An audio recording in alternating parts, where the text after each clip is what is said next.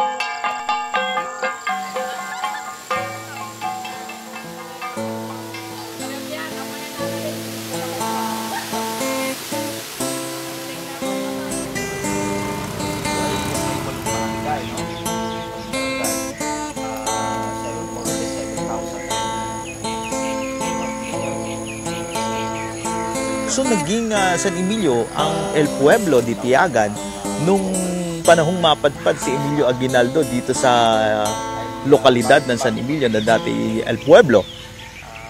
At kupkupin di umano siya ng mga local Igorots, and ayon sa history, he was befriended with these Igorots, and nung panahong tatahakin na niya yung daan papuntang Isabela, these local Igorots vote, no? So maraming nag-agree, maraming sumang-ayon na isunod na ang pangalan ng lokalidad ng Tiagan or ng El Pueblo di Tiagan sa pangalan ni General Aguinaldo, at yun na nga ngayon ang lokalidad ng San Emilio.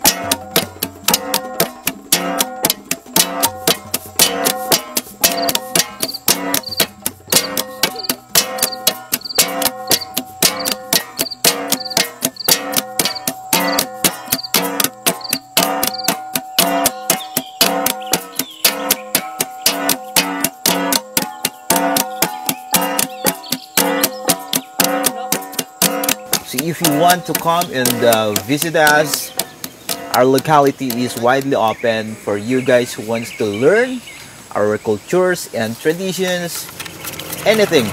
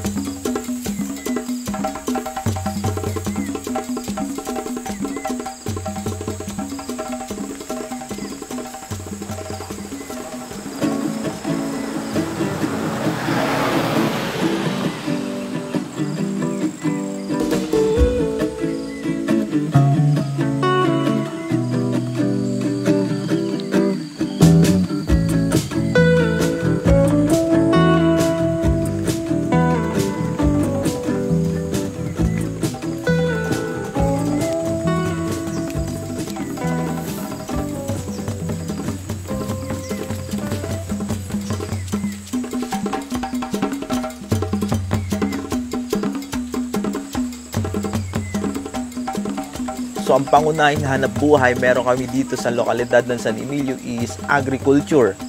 Pagtatanim ng palay, mais, tabako, and everything na pwedeng itanim.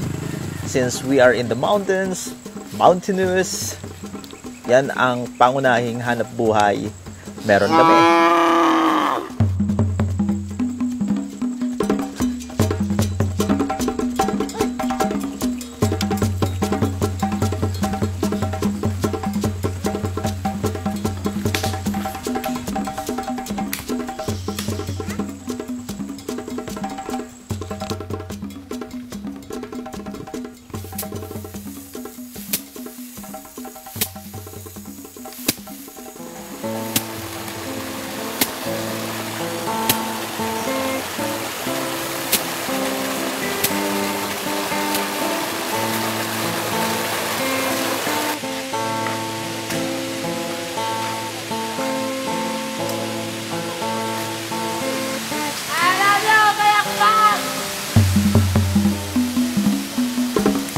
San Emilio ay mayaman sa natural resources, no? Specifically sa mga puno, water bodies,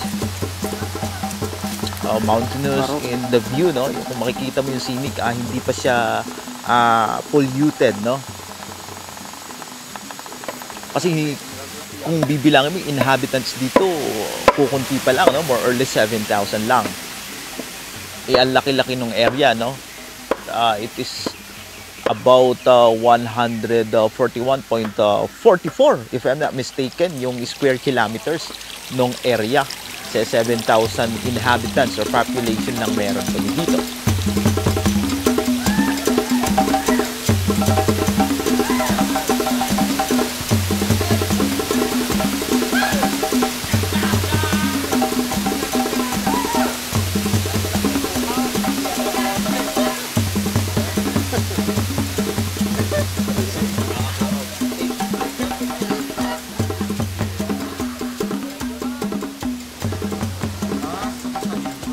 Places is not yet polluted since ang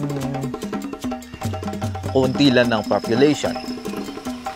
So we have the scenic, we have the views, and San Emilio is the most accessible LGU or locality, upland municipality, no, from MacArthur Highway o sa pinakamalapit na city na may makikita kang gantong views, scenic, and natural resources.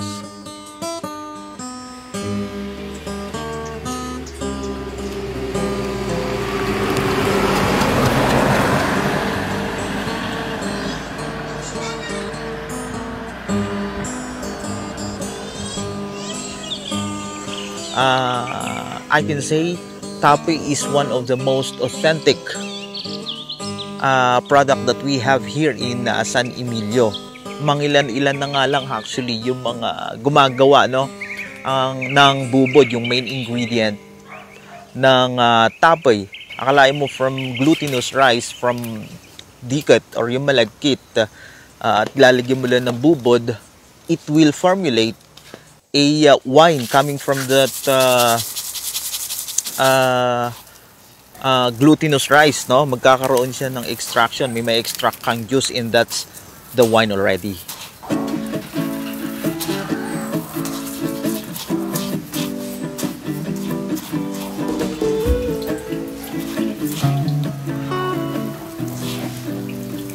So it is a natural fermentation, no, na hindi mo kinakailangan ng magkarbong aparatos to formulate a wine, no.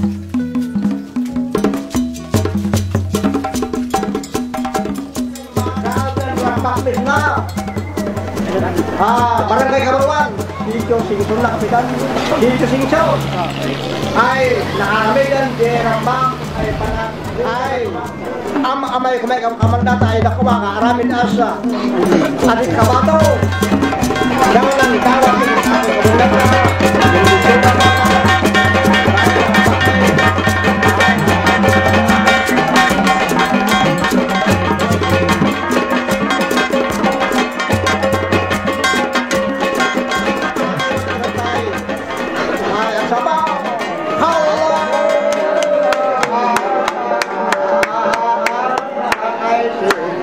So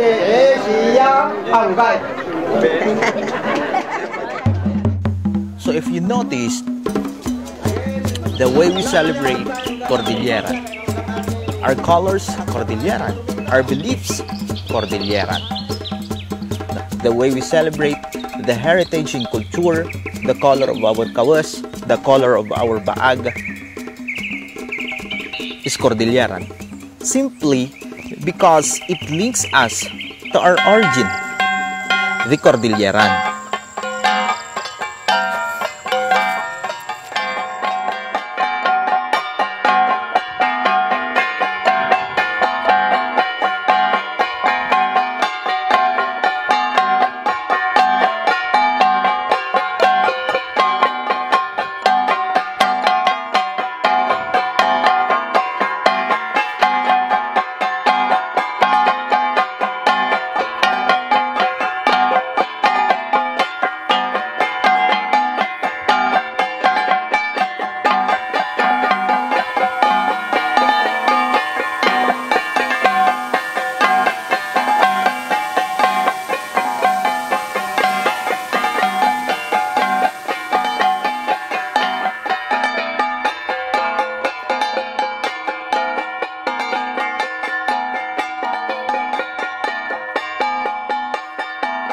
(1723) is the most significant year for San Emilio, no?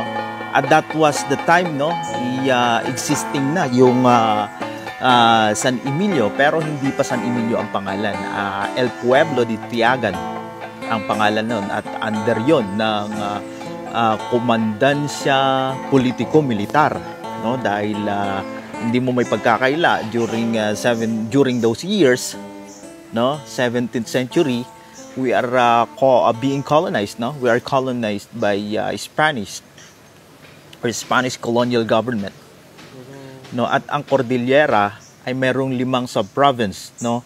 At isa diyan ang Lipanto Amburaya na kinabibilangan natin. At ang sentro is Cervantes.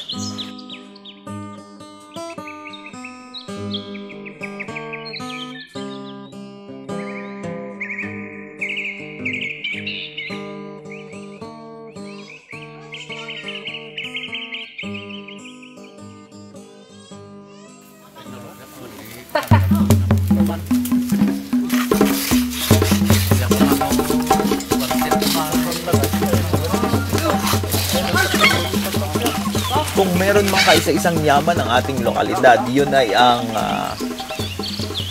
ating cultures and traditions.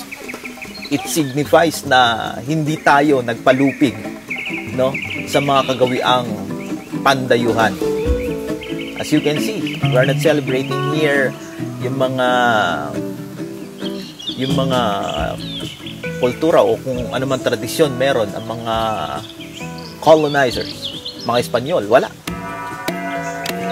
We are celebrating our traditions instead, no? Yung pagiging igorot natin, pagiging Cordillera natin. Yun ang makabuluhang bagay at yaman meron tayo.